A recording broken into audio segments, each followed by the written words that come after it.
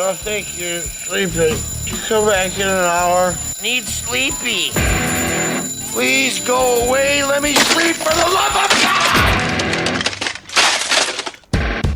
It's now time for the Billy C. Morning Show, part of the Billy C. Boxing Network. Interact with the show at BillyCBoxing.com. And we're coming to you live from the Billy C. Studios in Lake George, New York. I'm Bill Calagione. It's time for the Billy C. Morning Show. Good morning, everybody. Hope everybody's doing okay. Today's show is being brought to you in part by Sal's Neighborhood Pizzeria and Italian Restaurant located in beautiful St. Simon's Island, Georgia. And as you see, I'm donning the Sal's t-shirt today.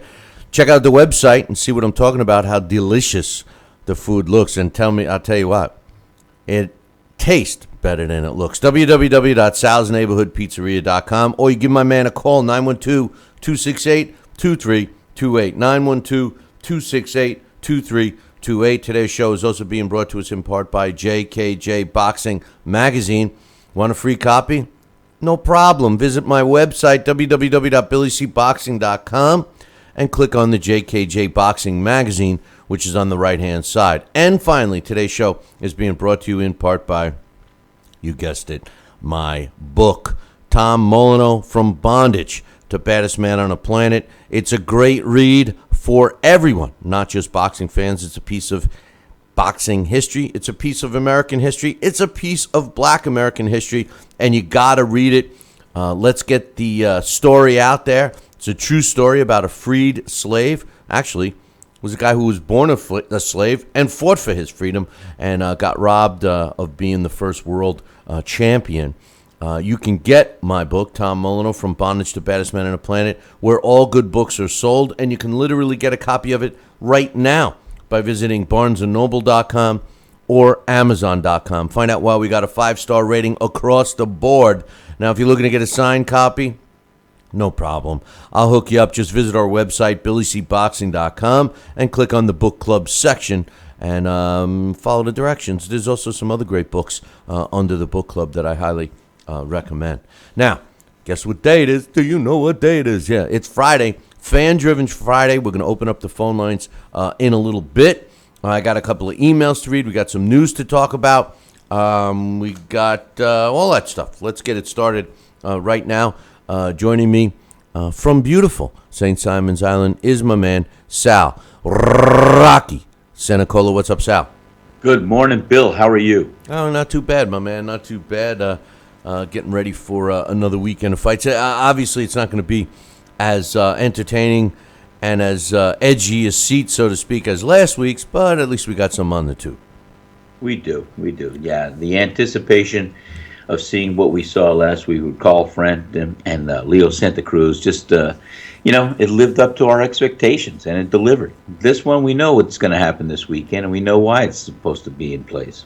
Well, I'll tell you what, not only did the Carl Frampton, Leo Santa Cruz live up to our expectations and deliver an extremely exciting fight, the viewers and the numbers, they dictated that.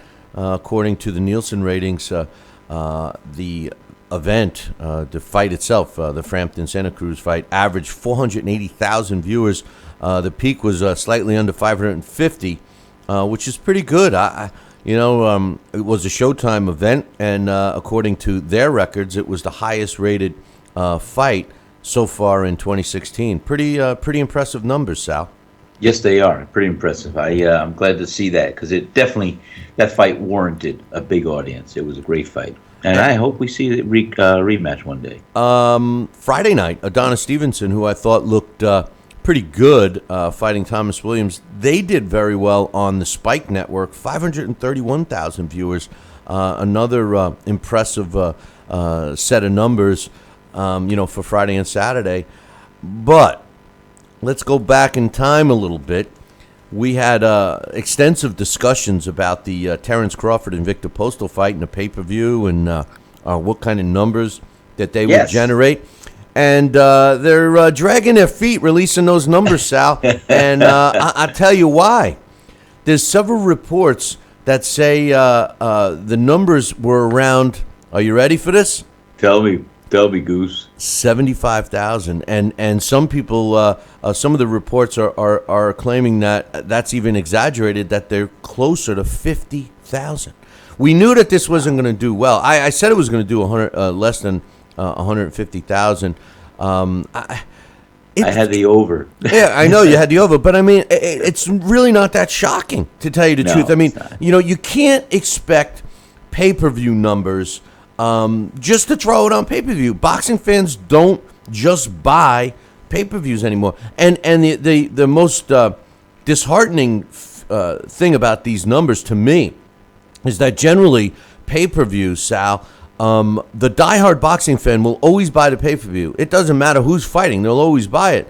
And, I've always said, and you and I have talked about it many times, that Terrence Crawford-Victor Postal fight was great for the diehard boxing fans.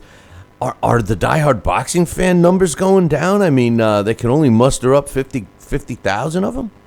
I'll tell you what, that is very disheartening for the boxing purist. And, I don't know what to say, Bill. I thought there would be a lot more than that. And, they're going to drag their heels on releasing the final figures. I guess they got to see where else they can find some magic numbers. I tell you some early projections of another pay-per-view that's coming up in a few weeks is the Saul Canelo Alvarez against Liam Smith. Now, we all know that Canelo Alvarez, everybody wanted to see him fight Triple G, and, he kind of chickened out. He pussied out. I mean, you can't say it any other way. And not only did he decide to go in a different direction, he even gave up the belt that he claimed meant so much to him to avoid him. And he chose Liam Smith. And, there's been several polls around the social media world. And apparently, that's the lowest. That fight between that one and the projected Pacquiao fight and the other pay-per-views that are coming on, that specifically Kovalev Ward, that fight is the lowest desired fight. Under 5%, the average of under 5% of three polls that I looked at, the average fell under 5% of the people that say they will buy that. And you know what? That doesn't shock me, Sal, because that's a terrible fight. I mean, even Saul Canelo Alvarez fans aren't going to want to watch that one. No, I mean, it's a layup, and it's really got no real credibility. The more I think about it, the more I just wish Canelo Alvarez had the gullions to say, okay, I'm stepping up. I'm going to go in with Triple G, and may the best man win. I'm going to do my best to fire him up.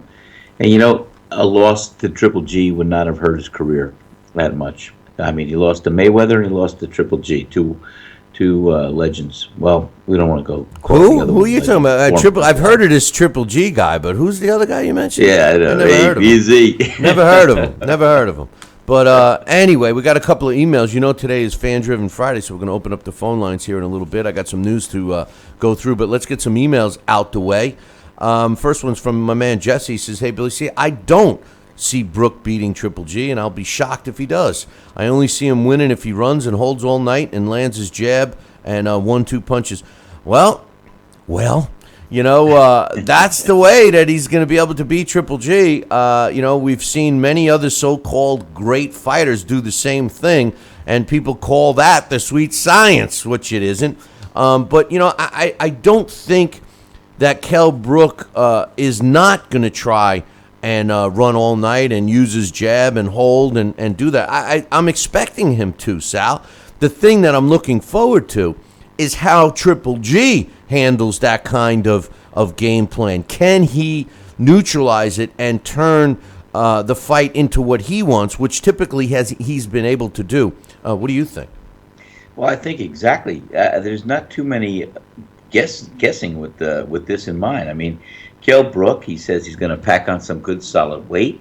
He's going to be he's going to rise to the occasion. He's going to do what he has to do to try and beat Triple G. And the only way I see him really doing it is not facing him toe to toe in the middle of the ring, but seeing how good of a ring general Triple G really will be if Kell Brook could keep on the outside, stay outside of his feet, and pick him apart, box him from the outside, land some good blows, and in and out, in and out, in and out. And I think that's going to be one of his techniques and tactics that he's going to have to utilize. And Triple G, he's going to do his methodical fight. He's going to cut the ring off. He's going to look to get inside, and he's going to look to destroy him. So I think we could be in for a really good fight. In and out, in and out. Very common tactic, Sal. I mean, well, you know what? We saw it. I mean, Carl Frampton just did a little exhibition of that for a couple rounds last week. Oh, you're talking about boxing? Oh, I'm sorry. He says, Jesse says, Billy, why is it that MMA fighters don't pay attention to boxing and boxers don't like MMA? I consider myself a hardcore fan of both. Do you think if MMA fighters followed boxing frequently that they would understand the sport of the hands? I watch some of these MMA fighters with their boxing skill, and they're just not very good. They throw wide punches and and they have a sloppy defense. I don't know. I think realistically, the only connection between the two is that they're combat sports. I personally am not a huge fan of MMA, only because of one specific rule, actually.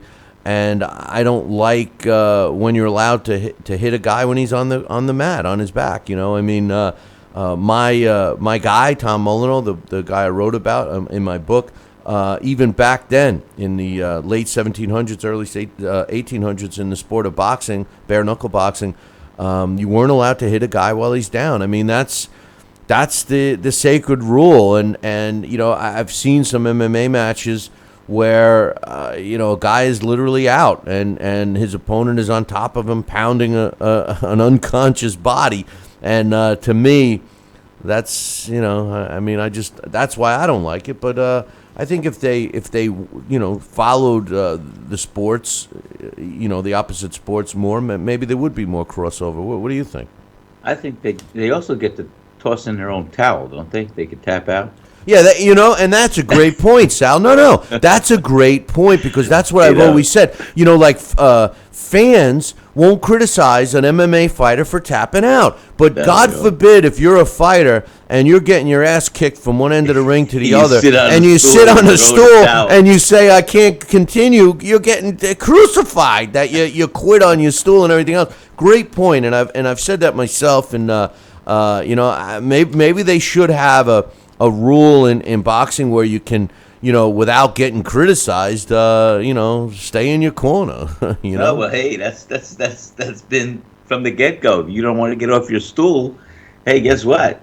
You're not able to get off, and you're done. Yeah. I don't know, Bill. It's funny. The one thing boxing does not need is more rules softening it up.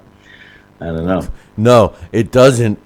One rule we do need is we got to force fighters to actually fight. I mean, this whole smokescreen. You see, this is why these numbers and these fights and why the sport is declining big time, because we've been forced over the last decade to watch specific fighters just cherry pick and avoid the competition and et cetera, and people are. I think they're fed up, and I think what happens is they blanket it, all about, they turn on a tube and they see a mismatch, or they see a one fighter running and another one chasing, and not either one of them not knowing how to neutralize the other, and they say, oh, this is how all of boxing is, and they go on to another sport, and unfortunately that's not the case. But the one last point from Jesse says, why? Who do you see in the Andrade Kolke fight? Should be a good one, but the opponent I was looking for, not the opponent I was looking for Demetrius Andrade. I think Demetrius Andrade is arguably the best junior middleweight in the world today. I don't, no disrespect to Jack Kolke, but I think Demetrius should have no trouble with him. You have any thoughts on that one? No, I think you're right there. And it should be just what you said. It's going to be just right there. And I think he's going to be able to do a good display of boxing and come out the victor. Demetrius Andrade was a guy that because they clearly, when he turned pro, they clearly protected him.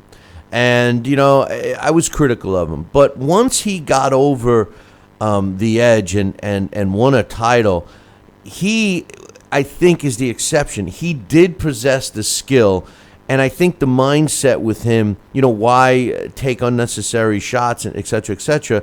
Let's wait for him to, get to the high level, the championship level, and then, we'll make all the big fights. And that's kind of what they've done with him. And in his case, it hasn't hurt him. But in other fighters' cases where maybe they didn't have the skill and abilities that Demetrius Andrade has, they get in with that first real opponent, and they're like, whoa, what's this? Wait, he's allowed to hit me back? Wait, what's going on? It's like in football, Sal, when they got the quarterback wearing the red shirt. Oh, you're not allowed to tackle him. And then the game comes, and the defensive lineman flattens him. He's like, wait a minute, are you allowed to tackle me? You're funny. That's a good analogy. Crazy, right?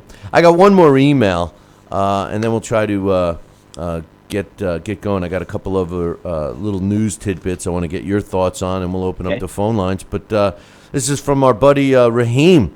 He says, good morning, Billy C. This is Raheem. I know, Raheem, it is. He says, can you break down how and when pay-per-views came to the forefront? And does it stand a chance with so many free live streams to download? That's a good question, actually, and Raheem has been coming up with some good emails. I thank him for that. And actually, the reason why I like this question, Sal, is because originally pay-per-view was considered, it was called closed-circuit TV. Absolutely. And, that's the year I grew up. Yeah, and it basically it was saved for the premium, the creme de la creme of fights, and ones that, traditionally, because remember, back in the day, before television, before we even had all the channels we have, even when television was around, the only way you could see a big fight was to go buy a ticket. And that's why we had these big fights in baseball stadiums and et cetera, where, you're hearing about 50, 100,000 people showing up. And that was the only way to watch the fight. Well, they, figured out a way when technology started getting better and better to bring what they called at the time a closed circuit broadcast. You used to be able to go to like a movie theater to watch them, and then when cable TV came out, they figured out a way to get it to your home that you would pay for. It ultimately was renamed pay-per-view, and traditionally it was saved. The best fights were saved for the pay-per-view networks. But over time, that same word, Sal, that G word. No, not that G word. I'm talking about greed. All right, fell into play, and the promoters found a way where pay-per-view was an easy alternative for them to pretty much not have to promote an event and let the television distributors promote it and make more money. And pay-per-view was born, and now that was the way it was until. We got the Premier Boxing Champions, which went on network television, which seemed to be working. Now, as far as the stream and technology, the advancements of streaming and stuff like that, I have predicted, and I think it will come into play probably within the next 12 months, believe it or not, or 18 maximum, that a lot of these TV companies, I should say, which are now all packaged together. You got TV, you got computer, you got your cell phone deals. I think what's going to eventually happen is that people are going to be able to buy the packages that suit their interests. So if you're a boxing fan, you're going to be able to say, I want all of the boxing that's available, and you're going to pay X amount of money a month and get these fights packaged in. That's where I personally see it going, Sal. I don't think that the pay-per-view as we know it right now today can survive because of some of the issues that Raheem makes, specifically streaming, where you can buy a stream or get an illegal stream or something like that. What do you think, man? I think that's a good point. It's so funny you should say that, because once in a while when I'm streaming or I'm trying to find a fight that I did not have access to and I want to be able to look at it, I said, boy, why can't there be some company out there that you could pay them a fee that will give you access, and everybody gets their royalties, everybody does this? Because I said I would pay for that. If I could watch it on demand, on my computer, on TV, and just select what I want to watch, boom, I'll pay it. I don't care. It's in place. It's in place. Look at it this way.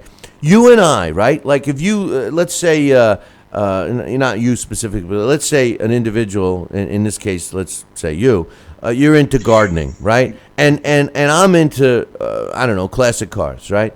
And we both go to the same website, okay? We both go to the same website, salsanicola.com, okay? And you can see the ads that pop up for you, and I don't mean the annoying pop-ups. I mean the ads that might be displayed on your screen. We're both going to the same website, but because you're into gardening, you're getting gardening type ads, and I'm into classic cars, and I'm getting classic cars types ads. Now, the reason why that's capable, the capability of doing that, is based on the cookies when you load cookies into the computer. So that technology is already here. So why can't you get a television, cell phone, internet package that's geared towards your interests? If you're a boxing guy, if you're a football guy, baseball guy, whatever, you pay for all of those rather than separate bills. Like right now, you like NFL. Let's say you're a Jet fan and you live in Georgia. They don't show the Jets, so guess what? You buy NFL package on DirecTV and you get all the Jets games. It's available. You're a baseball fan. You live in California, but you're a Yankees fan. You want to buy the Yankees. You buy MLB package and you get to see all your games. It's there. But they got to fine tune it a little bit, and that's what that's what I think the future is, and I think it's sooner than later, Sal. I think it'd be great, that kind of model, that kind of format. I think you're absolutely right. And if there is a certain level of a certain fight that is just that extreme, yeah, they could probably give it to you at a discounted rate for an additional purchase or so. Who knows if you're doing a monthly thing. I think it's a good idea. I think it's definitely something they should tweak and look and try to let it evolve to give the fans what they really truly want. Well, to tell you the truth, I mean, I would rather pay a fee and get all the fights rather than paying for every individual one. I mean, from a budget standpoint, it's much better. But anyway, before we open up the phone lines, it was announced the other day that Manny Pacquiao will be fighting Jessie Vargas on November 5th. And according to Team Pacquiao, or half of Team Pacquiao, they said everything's signed, sealed, and delivered. All we need now is to know which venue it's going to be in, either in Vegas or Dubai, they were talking about. But then yesterday, last night, I should say, Bob Arum, who is also part of Team Pacquiao, said, by the way, nothing's official. He says that he's going to the Philippines, and they will decide whether indeed Jessie Vargas will be taking on Manny Pacquiao. I just think what happened here, Sal, is that Michael Kantz, which is Manny Pacquiao's manager, spilled his guts, so to speak, when he wasn't supposed to, and announced that Manny Pacquiao has already chosen Jessie Vargas. As far as the fight goes itself, which I do think will happen, it makes sense. I mean, the only two guys that I thought that Manny Pacquiao would fight would be top-ranked guys. It would have been either Terrence Crawford or Jessie Vargas. Jessie Vargas for Manny Pacquiao is a better opponent. He's a little more stationary, but he takes a beating. But I still like the matchup. It's still showing that Manny Pacquiao is willing to fight a young gun in Jessie Vargas, who does hold the title. So I don't have a problem with that fight. Do you? No, I think it's a good fight. It's a good test. We'll see what Pacquiao could do. I know you liked his comeback fight a couple of months ago, and I think he proved he still has some Pacquiao power. So let's see what happens. I think that should be a pretty good fight. Well, I mean, listen, anybody, even the Pacquiao, even the people that hate Manny Pacquiao, which I don't know how you can hate the guy. I mean, he's a decent guy, but you can't discredit him one little bit for fighting Timothy Bradley. I mean, Timothy Bradley is a pound for pound fighter, and he's a good fighter. Solid. I mean, a quality fighter, and Manny Pacquiao came and not only fought him, but he beat him pretty convincingly. So, to see him fight another young gun in Jessie Vargas, who's a power puncher. And by the way, I mean, if Manny Pacquiao could get a stoppage in that fight, that would be impressive. I see Manny Pacquiao, just throwing a beating on him. I just think Manny Pacquiao is a little too fast for Jessie. But Jessie Vargas does possess punching power, and Manny Pacquiao, as he ages, has proven that he's a little susceptible to getting hit and hitting the canvas. Right, it is true. And, again, though, I just flashed back and I remember yours and mine conversation. What's left for Manny Pacquiao? He's done it all. He's gone to the mountain and back. The only fight that truly makes sense is a rematch with Mayweather as the fuel for his fire. And, you said it that night that we saw the fight, that's what's going to happen. It's taking a little longer, and there's a little bit of a sidestep here and there, and it's not definite, but, that's the only thing I could see him having fuel in his tank to try and give that fire, that anxiety, that whole drive that needs to get him fired up to fight an opposition like Mayweather again and prove to the world that it was an off night for him, with his shoulder and everything else. Well, Manny Pacquiao, because of that performance, is kind of forced to do exactly what he's doing. Floyd Mayweather, on the other hand, has the luxury of who knows what he's doing. He could be secretly in training now, which, I'm not a big fan of Floyd. But the one thing I always have given credit to Floyd is that he's always in shape. And he lives clean. And his body is preserved. He hasn't taken any beatings throughout his career. So he's in the driver's seat. The thing about Floyd and, if he comes back and who's he going to fight, the only fights that make sense to him, a Triple G fight, which he doesn't have the balls. He's just not man enough to fight Triple G. And then you got the other couple of young guns, a guy like Keith Thurman, or even a Terrence Crawford, or somebody along those lines. I think there's too much risk for Floyd. I think Floyd is looking obviously for the biggest payday he can get against a guy that he feels comfortable beating. And, not only does he get the payday, not only does he, do his patented cherry pick, but he needs a big name, and he needs a guy that he feels, 95% confident he can beat.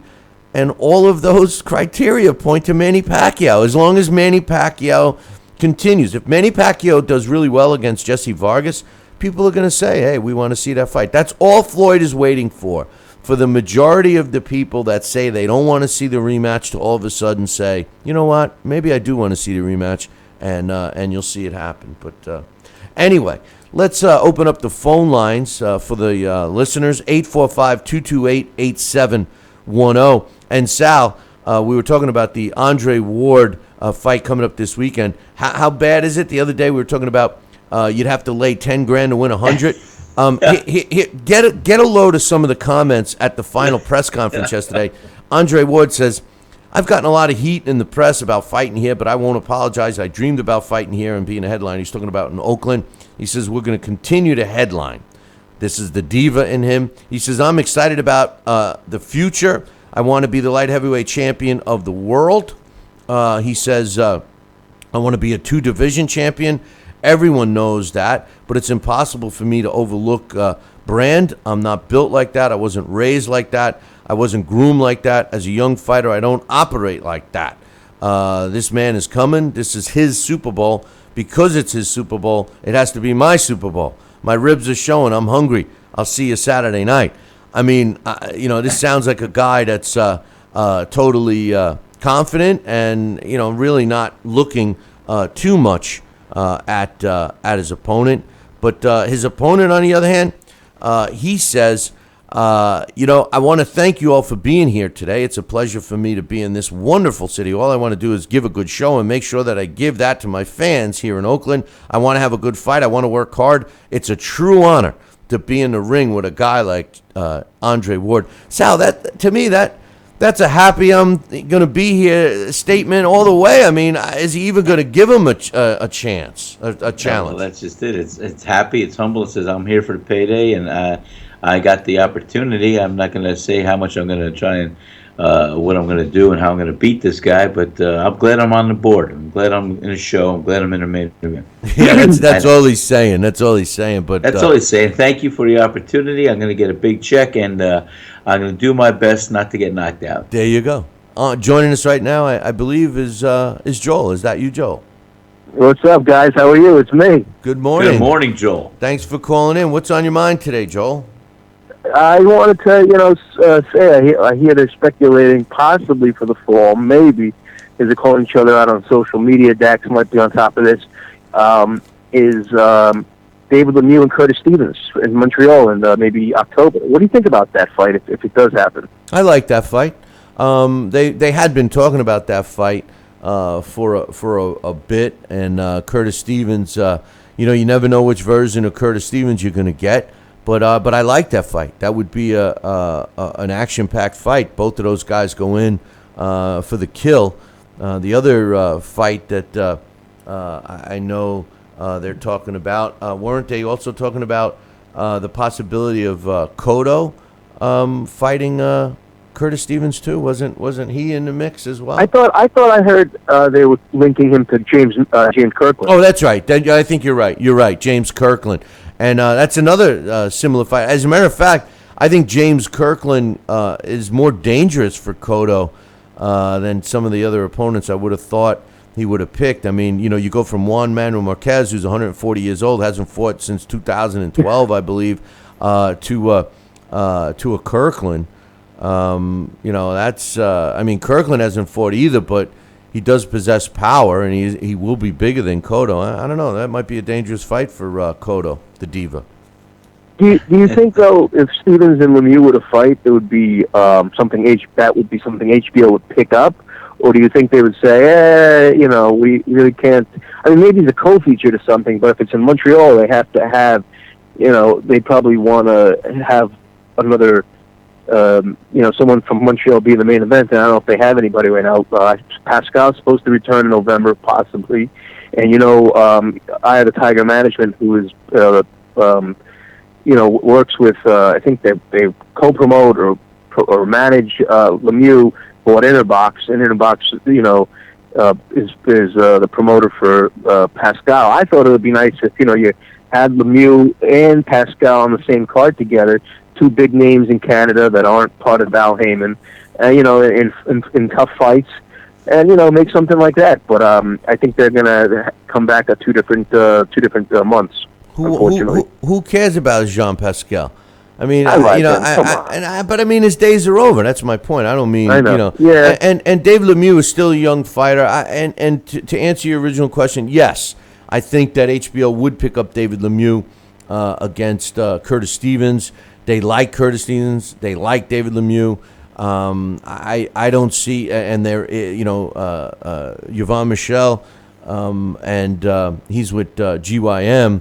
Yvon Michel and Interbox, both of those promotional companies out of Canada, work well with HBO. So yes, I would see. I could see that fight on HBO. No problem on regular HBO.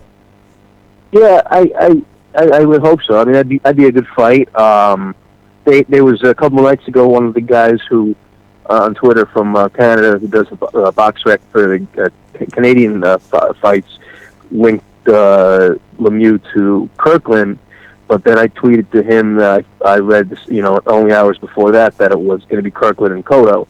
And I mean, you're right, Kirkland's a dangerous fighter.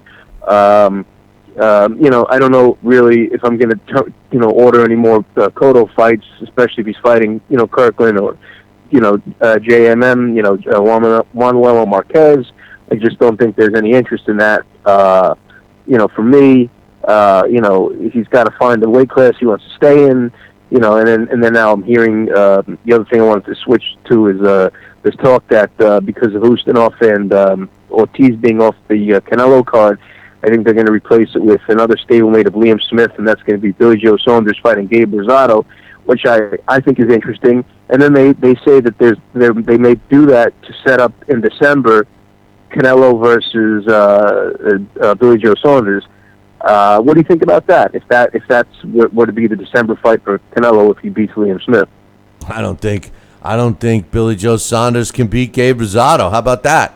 I agree. I agree with you. I think Gabe Rosado gives him an ass kick, and I don't think that he's ever fought anybody as tough as Gabe Rosado. The only bad thing about Gabe Rosado is he doesn't have much of a defense, and he swells up and cuts very easily. But but aside from that, he's a tough guy. He's been in with all. I mean, look at his resume. Billy Joe Saunders can't beat Gabe Rosado. And Canelo Alvarez made the biggest mistake of his career, whether he was advised by the powers that be at Oscar's Golden Boy Promotions or not. Listen, nobody's going to buy that fight.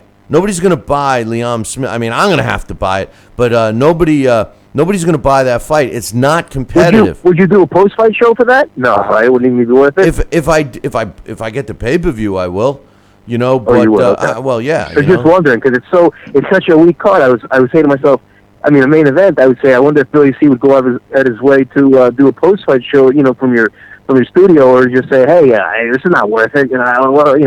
I like when you do a post-fight show, please. But, I'm saying, like, who knows if it's worth it for anybody to do a post-fight show after, a pay-per-view like that, what people expect Canelo to do to Liam Smith. Right. No, I hear you. One last question. I got one more question. We're going to keep the lines open. We got some people trying to call in. But Andre Ward, Alexander Brand, it's not going to be much of a fight. Who you officially taking, and how's it going to go? As I did my picks for you yesterday, I'm going with Andre Ward by decision. I think it's I got UFC on, and they actually have a very weak card tomorrow night on FS1, believe it or not. I think I'm going to watch that. I might put I have Optimum here, and they have an app on there on the iPhone and Android where you can watch your as long as you're on your home Wi-Fi network, you can watch TV on that. So I may put that on my tablet or phone, one of my phones or something. But I just want to quickly also say that in regards to your topic of the day, I'm not interested in Pacquiao Vargas. And if Bob Arum is just trying to please Pacquiao, I think that's stupid, because what's going to end up happening is in November you're going to have another 50,000 pay-per-view buy rate if he fights Vargas. I don't think, maybe a little more because it's Pacquiao, but I would seriously consider seeing Pacquiao and Terrence Crawford. It's a shame that Terrence Crawford really deserves these big money fights, Sal and Billy, and that he's I don't know if Pacquiao's avoiding him, or Bob Arum doesn't want to put, he doesn't want to put him against Pacquiao. I just find it very odd. I think it's more on Pacquiao, because I feel like Arum would want to do this and make money, but somebody here doesn't want to fight Crawford, and I feel like it's Pacquiao. First of all, what does Pacquiao have to prove by fighting a guy that styles? If he wants to fight a guy with a style similar to Crawford, doesn't it make sense for him to make the maximum amount of money? And isn't that guy Floyd Mayweather? I mean, Jessie Vargas. I know with all the sanctions. Who are you talking about? I don't know that guy. What'd you say? Right, but I'm talking about Jessie Vargas. Across the board, computer ranking, a Billy C top 10 ranking, a top 10 computer ranking. I mean, this guy is a good fighter, a top 10 in pretty much the welterweight division across the board, and obviously in some divisions he's higher ranked. He's a champion in other not divisions, in sanctioning bodies, and he's a champion in a sanctioning body, so they have him as their best. But I think it's a valid foe for Manny Pacquiao, and I don't think it's a layup fight for Manny either, because Jessie Vargas is a tough guy. He's young. He could take a punch. Manny Pacquiao's he's getting older. He's slowed down a little bit. I don't look at it as an easy. This is no Andre Ward against Alexander Brand. This is no Mayweather against Andre Berto. This is a tough fight. I disagree. I just want to say that, sorry to interrupt again, but I just want to say I'm not a big fan of MMA math. Boxing math, should I say, or any kind of combat sport math. But if you're a casual fan and you don't really know much about Pacquiao, let's just say you're starting to get into boxing. You're going to say, wait a second. He beat Tim Bradley in his last fight, Pacquiao, and didn't Jessie Vargas lose a decision to didn't Vargas lose a decision to Bradley? So I don't know. Would the casual fan look at that and say, I'm not going to order that pay-per-view because of that? That's something you got to wonder. I don't know. Yeah, but you know what? Jesse Vargas came back and won, 2 fights since then? Or at least one. He knocked out Saddam Ali, I believe. Right. So, and Saddam Ali was another up-and-coming young guy. I mean, so you can't you can't look at somebody's record and say, "Oh, he fought No, this I guy agree. 5 years ago and agree. lost." I agree So with you. I'm just saying for the casual fan. well, it's the same thing that goes on with Andre Ward right now. He was a great fighter in the Super Six. He arguably fought the toughest him and Carl Froch fought the toughest opposition in their division in years. And, people still have him way up there from 5 or 6 years ago. We don't know if it's the same guy. He's trying to tell everybody he's preserved and he's all this, he's all that. We haven't seen it. He's been fighting the Alexander Brands of the world, So do you feel that Ward would, from what you're telling me, do you think Ward would lose a decision to Kovalev in November? I don't know. I think You're it's not going sure to be. yet. I think You it's have going to to keep be. Saturday to make a decision. I think it's going to be a tough fight. We got some other people trying to call in. Enjoy the All right, fights guys. this weekend. All right. All right, guys. Take care, Sal, Joe. Billy, have a great weekend. I'll talk to you next week. Yeah, thanks. Bye-bye. Sal. I don't know. That's a good question that Joel has. For all the people that were trying to call in, you can try back 845-228-8710. That's a tough fight. Andre Ward against Sergey Kovalev. I think we got to really take a look at Andre Ward's performance this weekend, even though we know he's going to batter Alexander Brand. But that fight's a tough one, and I'm looking forward to it for sure. That fight I'm looking forward to. This fight, I'll tell you what, Andre Ward, I think he should probably do away with Alexander Brand by the 8th round. We'll see. Well, the knock on Ward is that he doesn't really possess a lot of punching power. So No. I think I agree with you. I think his goal in this fight is to win and win by knockout. And I think he does have a tough guy in front of him in terms of Alexander Brand. He is a somewhat tough guy. He does have knockout ability and stuff like that. It's just that his level of opposition hasn't been all that great, So we'll have to wait and see. I mean, listen, nothing for nothing, but it's not an intriguing fight. HBO took it only because of Andre Ward. This weekend, there's a couple of fights that may be entertaining. I'm not so sure that one will be. But in today's world of boxing, sometimes, Sal, some of these fans prefer their guy, and they don't care who he's fighting, and maybe that's going to be the case with Ward this weekend. Well, we'll have to see. I think he's got to go out there and he's got to win big to definitely dominate and show that he's still on top. And yeah, I think he's a great fighter. He's a great fighter. He's an Olympic thoroughbred, and gold medalist in 2004. He's gotten a lot of good opposition, as we said earlier, in his development and his position he's in today. But he's had a soft couple of years and coming back with big fashion. I think he's got to be dominant. I think he's got to put on a good show, and he's got to do something to stop Brand before the 10th round. Yeah, he does, but he's in his mind he's an all-time great. He's a golden boy. Yeah. Well, hey, listen. I said when he was active, I was one of the guys that thought he should be the number one pound-for-pound fighter at that time, just because, he comes back a couple of years, after a 2-year layoff. I just, you don't anoint a guy back in that number one pound-for-pound position just because, But anyway, hey, remember the Daniel Jacobs, Sergio Mora fight that took place, and Daniel Jacobs came out and jumped all over the Latin Snake and stopped him, but he suffered an ankle injury in that fight, and they were talking about a rematch, and they finally made it. It's set for September 9th, and they had this to say. In their press conference yesterday, Daniel Jacobs says, "This is business for me, but it's also more personal than any fight I've ever had. Sergio has been using these antics online to get this rematch, and he's gotten under my skin. There's been a lot of back and forth as far as people's opinions are concerned as to who have won the fight, if the fight had kept going on and he didn't get hurt. He says, I'm looking at this as an opportunity to clarify that I'm the real champion. He says, I want to shut his trap in prime time. Sergio Mora says, I didn't think Jacobs wanted this rematch, but it was destined to happen, and now he has to deal with it. I thought the first fight was going my way. I knocked him down in the first round and was outboxing him in the second. He knows that I have enough power to hurt him. He has more to worry about going into this fight than he had in the first fight. Look at my resume. I've fought solid opposition. Jacobs doesn't have that type of resume. And you know what, Sal? I think that Sergio Mora has a point there. I think he's got a good point there. Absolutely.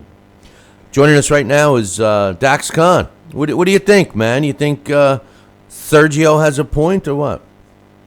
Sergio absolutely does have a point. You know, Sergio is a guy, if you don't know him, he seems hard to like, but if you ever sit down and talk with Sergio Mora, you know, he's a confident guy, and his skill set is a lot better than given credit for. He's just not a big puncher, and he has definitely been in with better opposition than Daniel Jacobs, and I do truly believe that if Sergio didn't get hurt, he would have went and outboxed Daniel Jacobs.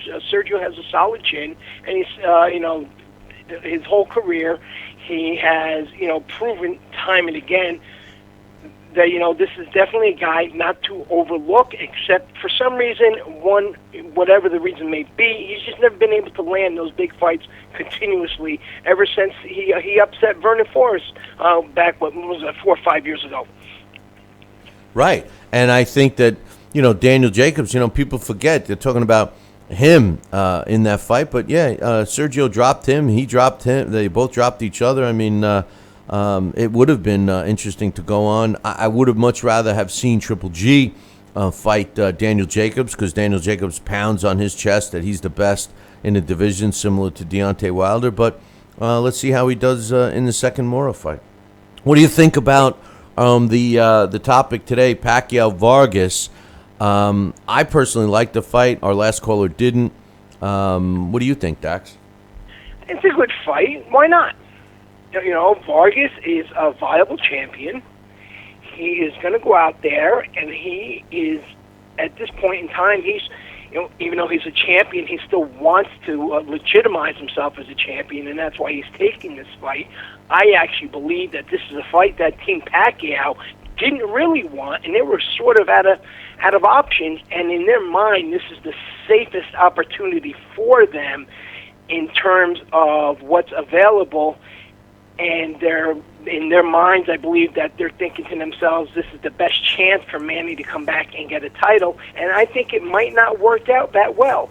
You know, of course, everything is going to lean in Pacquiao's favor, and more than likely Pacquiao will win, but it's not going to be as easy as people think. And Jessie Vargas might have been a mistake. You know, Sal, I think they're going to be overlooking him because their minds were looking for bigger names. You know, Sal, I mean, this is what Dax is saying now is what we were kind of saying earlier too, you know, and Vargas is not a layup fight. I mean, he's a young kid, he's tough, you know, and he's got some pop. And Manny Pacquiao, I mean, you know, a lot of fans just, you know, they look at these fighters as they age, and they forget that they're slowing down a bit, and you know, they're just not the same guy. I mean, you know, if we were talking about going back in time and pulling a Manny Pacquiao of 6-7 years ago and putting him in with Vargas of today, we wouldn't be saying it would be a challenging fight. But I agree with Dax. I don't think people should overlook Jessie Vargas and suggest that that's not going to be a tough fight for him. I just think that the Terence Crawford fight didn't make sense. I just don't think that Manny Pacquiao is in that I got to prove something mode. And that's, if he was in the I got to prove something, Terence Crawford makes more sense. Well, of course. Look at Jessie's last 5 or 6 fights. They're all tough. But my point is, look at Jesse's last 5 or 6 fights. Not only were they tough, but Jessie pretty much set back guys that he was supposed to be the opponent for. You know, going all the way back to, I think, Al Khaib, Novikov, and Saddam Ali, his last fight. You know, Jessie Vargas was supposed to be the guy that was going to make them all look good, and he set them all back. So that's another reason why I say, you know, I believe this is a mistake for Team Pacquiao. And even if he wins, we're going to see the aging in Pacquiao, as you just stated. What do you got cooking? What's on your mind today, my man? Well, one, Roger Mayweather. Who? It's good to know he's back home. Good. But I don't know if you were aware. He was missing. He for a little disappeared, while. didn't he? Yeah, Well, he's he disappeared. The big concern there was his medications.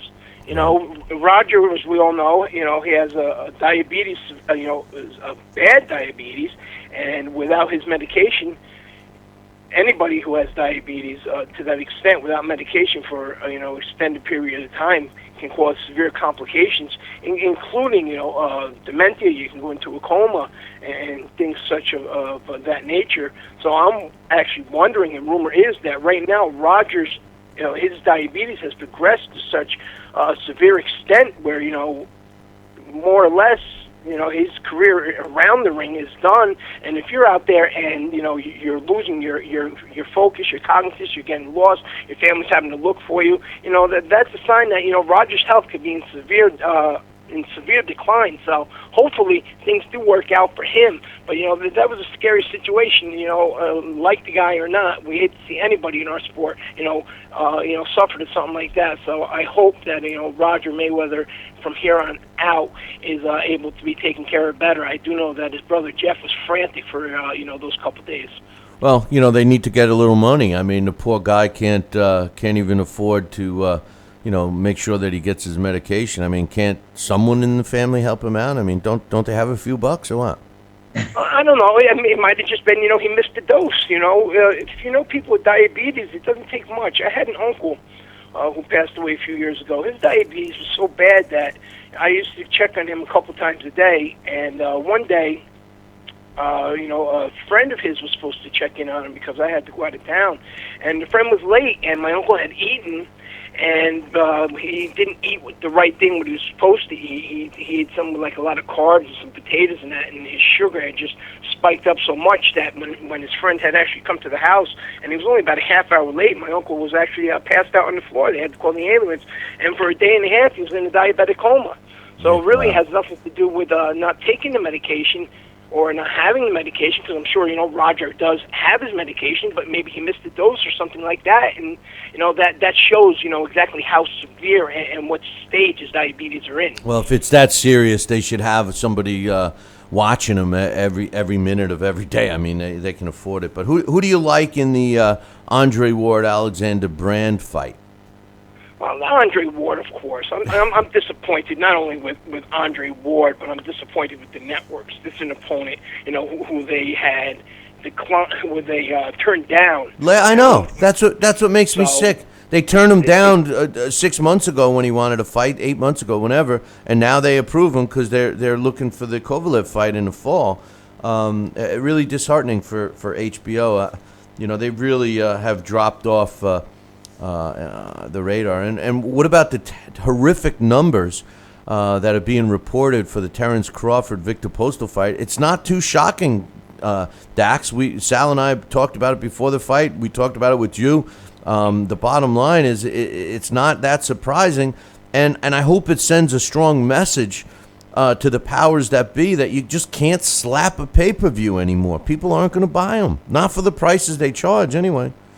No, absolutely not. I was optimistic, hoping they would get around the 100,000. And even when I predicted that much, in the back of my mind, I knew they weren't going to, especially when, the undercard was really of nothing of quality. And the PVC right now, their undercards and main events, they're putting out some quality events out there. Fighters that you've never seen before are putting on some action shows, are making a name for themselves. Pay-per-view, you were speaking about earlier, you and Sal, where did pay-per-view originate? And, pay-per-view originated back in the 70s. It wasn't quite, the pay-per-view that we know of now. You used to have to go to theaters or closed circuit, as it was called back then. But the king of pay-per-view isn't Floyd Mayweather. The king of pay-per-view isn't Oscar De La Hoya. The king of pay-per-view is Mike Tyson, and people don't understand that, whether or not they're too young or they just don't want to admit it. But you really, when you think about Mike Tyson and the time when he was fighting pay-per-view, he was getting $50 for his pay-per-views. Those fights were lasting 2 rounds, 3 rounds. You complained, but you went back, and then you bought that fight again because you knew what you were going to get. And it didn't matter if Mike fought 3 times a year. You were going to buy that fight 3 times a year for $50. In today's market, that exceeds what they're getting for the $69.99 for the pay-per-views. But the point of the matter is, Mike was able to deliver, and Mike, even though his opponents on paper didn't really seem like much, at the time they were the best guys out there available, and he put on a show not only in the ring, but before and after. So Mike knew how to sell not only the fight but the event. The guys today, they don't do that. Guys today now, they're just pretty much happy getting this check, and then when it doesn't pan out, you know what? They have somebody, they blame everybody else. And when you're going to see that same fight for free next week, why bother paying $69.99 when you can go out there and you can pay a bill, or you can bring your kids out for the night? Yeah, but the truth of the matter is, and I know you make a great point, but the truth of the matter is, I've always said that I don't think it's the cost of the pay-per-view. I think it's the fact of who's fighting. The problem with the Terrence Crawford-Victor Postal fight was that nobody knows who they are. The only people that knew who they were are diehard boxing fans. And I got news for you. Andre Ward, the biggest diva in boxing, with Miguel Cotto closing in behind him, no one knows who he is either, except for diehard boxing fans. He was never promoted correctly, and he's not a draw. He may do okay in Oakland, maybe. I mean, he doesn't even sell out in his hometown. So it's all about who knows who, and the promotion business is not happening anymore. That's the saddest part of this sport. You have to work in this business yourself. It is your responsibility as a fighter to make sure your career is being handled correctly. At this point in time, with all the knowledge that fighters have, being able to look at the careers of guys that came before them and how publicized it is on what managers and promoters did to these other guys and the way they went about it, they should be educated themselves enough not to fall into any situation where they're going to be unhappy and use that as an excuse why they're going to take time away from the ring. Because you know what, that doesn't fly anymore. This isn't 1950 where you're locked into this contract because you just need the fights because you need to feed your family. And everybody overvalues themselves.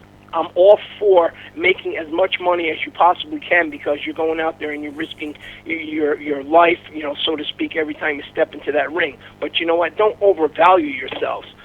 Right now, and I know that, women's boxing definitely does not, even at the highest level, Bill, you know that from your years as Chevelle Hallbeck's advisor. No matter how good the females are, they don't get the respect, and they certainly don't get the pay they're supposed to.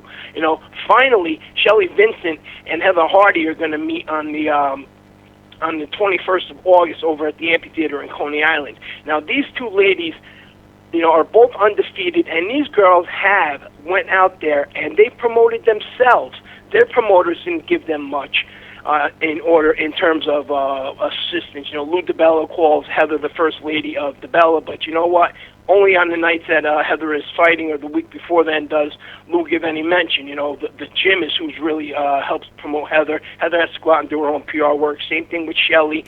When she was with CES before DiBella, CES never helped her. Shelley had to prove to Jimmy Birchfield that she could pack the house, and she saved quite a few of CES cards from being total flops. I remember the first night went back at Roseland at the Roseland Ballroom, The Last Dance, when Shelley came down to call out Heather, and it's a fight they both wanted then. And for years, the two of them had to struggle to get this fight, and now it's happening. And you know what? They made this fight themselves. They demanded this fight themselves. And there's more interest for this fight because Heather and Shelley are out there telling everybody they want this fight. And Shelley Vincent said something to me that night that I wish all fighters, and we hear this out of a lot of the male fighters, but you know what? When they say it, they don't really mean it, because that O in boxing today means so much, and that O in boxing is what sells. Shelley Vincent said to me, she goes, I'm undefeated, she's undefeated, we're in the same division, we should be fighting. That makes sense. The two best fighters in the division fight each other. We'll find out who the best is, and then we'll move on with our careers. And those two have actively pursued that. And when you go on social media and you see right now that fight is buzzing, that amphitheater is going to be sold out on Sunday. There's going to be more people going to that fight and paying attention to that than they are for the Errol Spence and the Bundu fight. I promise you. I don't know, man. I don't know. I mean, it's a great fight and whatever, but I just That's think what you have to do today. yeah, but women's boxing just isn't where it should have been, and I really don't see it going anywhere at this point. They all dropped they dropped their ball, so to speak, when they had a chance to really get on, and they started following the same thing with the men's. But anyway, Dax, I appreciate the call. Enjoy the Ward Brand fight as long as it lasts, all right? Yeah, you let me know how that goes out. I can't promise I'll even watch it. I know. I'll let you know, man. I'll let you know. All right, my man. Talk to you. Take care. Take care, Dax. Sal, they had the issue with Tyson Fury, where he had a suspension, and all of a sudden they accused him of testing dirty, and then out of the blue they released it and said, okay, well, we're still going under investigation, but as of now he can continue on with his fight against Klitschko and everything else. Rumor has it that he might decide to go and fight Luis Ortiz, and maybe that's why Ortiz didn't want to take that Ustinov fight, which the WBA announced the other day that that fight's going to purse bid. I mean, I can't even follow it anymore. No, and you know what? You don't know their agenda. You don't know what's going on behind the scenes, and that sounds like a layup. It sounds like a natural course of maybe why that it's taking place the way it is now. Yeah, it doesn't make much sense. And speaking of the WBA, who swears that they're trying to clean up and get rid of the super and regular and all these champions, they said that they ordered 3 purse bids the other day, and one was the one I just mentioned. Heavyweight Luis Ortiz is supposed to fight Alexander Ustinov, which we all know was agreed to and was supposed to be the co-main event on Saul Canelo Alvarez's fight against Liam Smith. And then all of a sudden, Ortiz decided not to sign the contract. So the WBA is ordering a purse bid, which means that anyone could win that purse bid and get that fight, which seems kind of strange, because if Luis Ortiz wouldn't sign with his own promoter, Golden Boy, what makes the WBA think he's going to sign with someone else? And by the way, the minimum bid is $600,000, 60% going to Ortiz. Do you see someone else coming in out of left field and winning this bid? I really don't. I don't know. I think that's a pretty good bid right there. I don't know, Bill. It's a crazy world of boxing, and some of these affairs, like I said, what happens behind the scenes is just what it's supposed to be behind the scenes. They've got their own agenda, and sometimes it's not in the best interest. Well, majority of the time, not in the best interest of the fight fans, because they want to see the best in the ring. The next purse bid was for the fight we actually talked about earlier today. Jack Colque, who's a junior middleweight champion for the WBA, has to fight Demetrius Andrade. And the minimum bid there is $150,000, which is a great fight. If somebody can grab that fight for a couple $100,000, that's a good fight. The third one is in the bantamweight division, and that's Rasheed Warren. Is supposed to go up against Jamie McDonnell out of the UK. $120,000 is the minimum on that, and all these bids are going to take place next week, August 15th, or I guess that's the week after, at 11 a.m. In Panama. So we'll see what happens there, if some deals can be made before the purse bid or anything else. I just want to say this before we wrap it up today, Sal, is, Dax's point about women's boxing and the big fight between Shelley Vincent and Heather Hardy. Yes, it's a big fight for women's boxing, but, women's boxing had the momentum about 2 years ago, when all of the fights seemed to be these types of fights, the Heather Hardys against Shelley Vincent. And then all of a sudden, it stopped. Not the fights, but the level of opposition. And we started seeing a lot of junk fights, just like we see in the men's divisions. And I think that all the ground that the female boxing world gained, they lost. And I'm not so sure they can ever get it back. I don't think that there's a demand for women's boxing. And I agree with Dax. In most cases, you go to a live event, the female bout, I don't care who it is generally the most exciting fight of the night.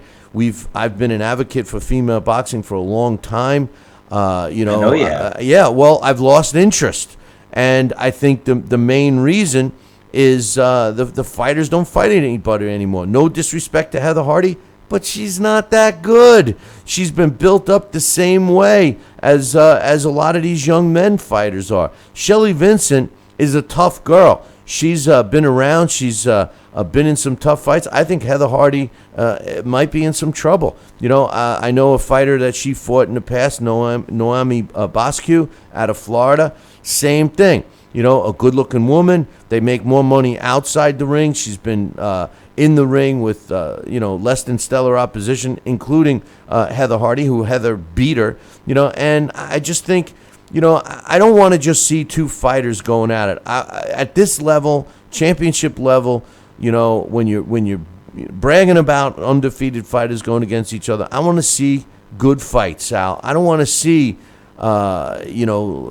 mismatches, whether it be male or female. And I'm not suggesting Heather Hardy and Shelley Vincent will be a mismatch, because I don't think it will be. I think Shelley's going to give Heather all she can handle. But it's hard to get jacked up over it, man. No, I agree with you, Billy. I do not mean any disrespect to women and women boxing, and I'm sure there is a market. But I just never saw it and never really followed it. In fact, I'll tell you the truth, I never even saw the movie $1 Million Baby because I didn't like the idea of women's boxing. It's just not my thing. No disrespect, it's just doesn't excite me. That movie. First of all, there's a great example. The person who trained the actress in $1 Million Baby, Maureen Shea, was an up and coming female fighter. I was a big fan of hers. And then as soon as she fought a real fighter, she got exposed. But the $1 Million Baby, I'll never forget. I went to that movie. I was talked into it, and it's a boxing movie. It's a boxing movie. You couldn't talk me into it. It's like it's a boxing movie. I was like, all right, Clint Eastwood. It's like Rocky of females. It's Clint Eastwood. It's a boxing movie. I love Clint Eastwood too. I go in there, but I still didn't see it. Never thought I'd be out of there crying like a baby. I thought for sure that the $1 Million Baby there. Would miraculously come back with one leg or something. I mean, poor Clint had to whack the girl in the hospital bed, but it was the saddest movie I ever watched, and I'm like, I can't watch. The only movie that I watched, Sophie's Choice was a movie back in, I think, the 80s or early 90s. I remember that. Yeah, who the hell was it? The female actress. Ever since that movie, I could never watch her again because it was such a horrific decision she had to make, and I couldn't see a parent having to choose which one of her kids lives and dies. I mean, it was terrible. I didn't see that movie either. Yeah, it was just it was. I wouldn't advise it. I lost all interest in that, and anyway, not that we're Siskel and Ebert here, but hey, I got the trivia. We can take that show on the road. There we go. We'll start watching movies. Yeah, there we go. That wouldn't be a bad thing. I got I got that damn trivia question nobody's gotten right. I'm dying to give some prizes away. Here's the trivia question, and if you get the answer correct, and you're the first one to email me, Billy at TalkinBoxing, TalkinBoxing.com, you'll win a choice of some great prizes. It's a who am I question. I once stopped the world champion in less than a round, and then in my very next fight, I stopped his brother. Who am I? I once stopped the world champion in less than a round, and then in my next fight, I stopped his brother. Who am I? I gave you guys a hint. A lot of hints. This guy fought when there were only 8 weight divisions, and he was not in the top 2, heavyweight or light heavyweight, so you only have 6 divisions to research. I'll give you another hint. He wasn't a flyweight either, so he's somewhere between, feather and middleweight, because he's not a light heavy, and he's not a heavy, and he's not a fly. Okay, and by the way, he fought both these fights prior to 1920. There's a lot of hints. You should be able to get it now. If you're the first one to email me, Billy at TalkinBoxing, TalkinBoxing.com, you'll win a choice of some great prizes. That's a tough one, Sal. But you know what? I say you should get it now. I would never. People ask me these trivia questions when they see me. I'm like, geez, I don't know. I just asked the questions on the show. I Google that. I'm trying to find out on Google anything. I can't find it. And let's not forget. This is a definite question that I still am trying to research. Yeah. And it was given to us, wasn't it, by Henry one Haskell. of the legends, Yeah. Henry Haskell, Yeah. and he is one of the most knowledgeable guys in the fight game trivia. I mean, he just has it. He has it right on a Rolodex of his brain. I mean, the guy's phenomenal. Hey, Dax Khan, refresh my memory. It was Meryl Streep was in Sophie's Meryl Choice, Streep, and that's why. yes, and that's yes, why yes. I don't watch it anymore. Hey, did you catch the Mets and Yankees game last night? Well, by the tone of your voice, I'm going to say no, I did not. But No, by you the didn't. tone, You didn't. I think you want to rub something in my face, don't you? Well, the 104-year-old Bartolo Colon was pitching for us, the Mets, and owned the Yankees. We slayed them last night, but we're still 8 games out of first. And the Yankees, even though they lost, they're only 7 games out. So the Yankees are doable. So are the Mets. I mean, let's see how amazing the Mets are. But they got to go. The Yankees. You've got, what do we got left? About 40 games. It's maybe around 40. I don't even know. I think I'm about gearing up 40, for games. I'm You gearing play up through September, right? I'm gearing you play up through August, September. I think the Yankees could, put a good string of wins together, and let's see them pull closer. I'd like to see them. Or 2 games out before they go in for the kill. Nah, but I'd wait till next year. Next year. But I'm a little disappointed in the Mets, and they got a tough series coming up now. They're playing the Detroit Tigers tonight. They go up against Verlander, and my man, the hero of the Mets pitching staff, Noel Syndergaard, will be pitching for the Mets tonight. So all you Mets fans, keep your fingers crossed. How about on this day in boxing history, August 5th, 2006? Edwin Valero. And Edwin Valero was a fighter. It's too bad we lost him early. He could have been one of the all-time greats. But Edwin Valero knocks out Vincent Mascara in the 10th round to win the WBA junior lightweight title. It took place in Panama City.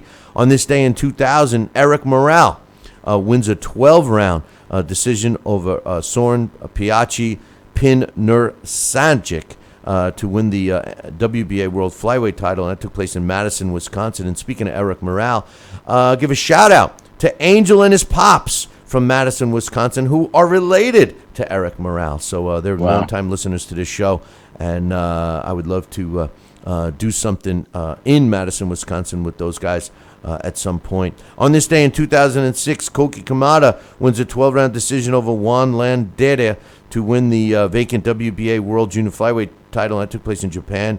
On this day in 1931, Slapsy Maxie Rosenblum wins a 15-round decision over Jimmy Slattery to retain his World Light Heavyweight title, and that took place at Ebbets Field in Brooklyn, New York. Ebbets Field, Remember my that? gosh, that's a great throwback. Yeah, it is. You know what else was a good throwback? I loved hearing what you just said. Won a 15-round decision. That's right. That's Those right. are the championship rounds, my friends. Don't let the 12 rounds fool you. 13, 14, 15. That's where fights can change. That's where fights evolve. That's where champions show their best. And I got news for you. In that era, they still had 20-round fight possibilities too. That didn't end until a few years after that. So after the fight, 20 might be a little too much. 15. Hey, see who trains. See who trains hard, right? On this day in 1961, Gene Fullmer wins a 15-round decision over Florentino Fernandez to retain his world middleweight title. Took place in Utah. And on this day, August 5th, in 1990, one of my favorite fighters, the Tasmanian Devil, Vinny Pazienza, wins a 10-round decision over Greg Haugen in their junior welterweight fight that took place at Trump's Plaza in Atlantic City, New Jersey. The Tasmanian Devil improves to 29-4. Greg Haugen, he drops to 25-3. And that's what took place on this day, August 5th, in boxing history. Any final thoughts, Sal? No, I think you said it all. I'll tell you. I think that we should look forward to a decent fight. We'll see what Andre Ward does. I'd like to see him really win in big fashion, and I think that'll send a message and see what happens. But I think we'll just see how the punches roll. I think you're being very kind. Make no mistake. Andre Ward against Alexander Brand this weekend on HBO will be a grossly mismatched fight. I wouldn't waste your time watching it. Unfortunately, I have to, and unfortunately, you have to. So we will watch it. We'll fill you in on it on Monday. And don't forget, make sure you tune it in right here on Monday morning, same bat time, same bat channel. Until then, ciao, baby. Have a good day.